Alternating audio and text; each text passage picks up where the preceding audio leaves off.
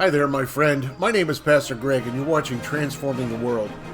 We are taking a look at 52 different characteristics that should be found in the life of a Christian, and this week we happen to be looking at the characteristic of compassion. Now, the dictionary defines compassion as having sympathy or having pity or concern for the sufferings or the misfortune of others. And, in all honesty, that definition is kind of encouraging, especially in a world that has a tendency to reject Christian ethics and Christian morals.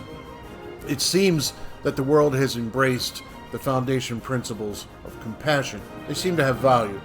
So in the world's eyes, when you're compassionate, that means you have sympathy and pity towards somebody who's going through a tragedy or a trial in their life.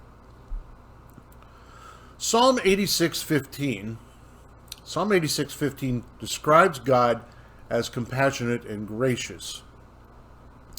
And since God is compassionate and gracious, we would expect Jesus to be the same, which we see lived out in Matthew 14:14.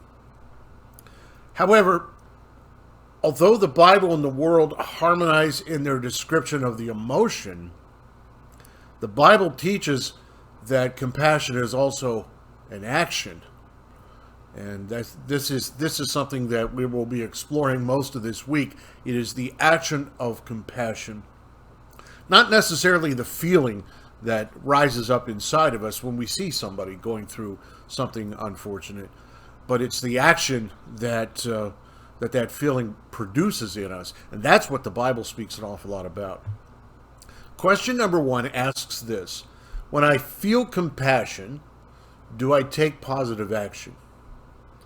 And then question number 6 in this self-evaluation section, it asks this: do I feel guilty when I have refrained from showing compassion? Now, Jesus teaches us that our attitude in life is to be proactive, not reactive. In other words, as the Lord, this comes from the Sermon on the Mount, actually, as the Lord was teaching from that mountainside, he said this. He said, do to others whatever you would like them to do to you. This is the essence that is taught in all of the law and the prophets. That comes from Matthew 7:12. As Christians, we are not to treat others as we treat them. The world says that's okay. Christ says it's not. As Christians, we are not supposed to treat others as they have treated us. Rather, we are to treat others as we wish they would treat us. There's a big difference there. And obviously, then we would treat other individuals with love, grace, and compassion. So the question, one of the questions here in the beginning of this section in the Disciples' Journal asks this: when have you shown compassion in life? And when have you failed? Well, if you struggle to answer that question, you're running through your mind, okay, when did I fail to show compassion? And keeping in mind that Christ says our compassion should be proactive, not reactive.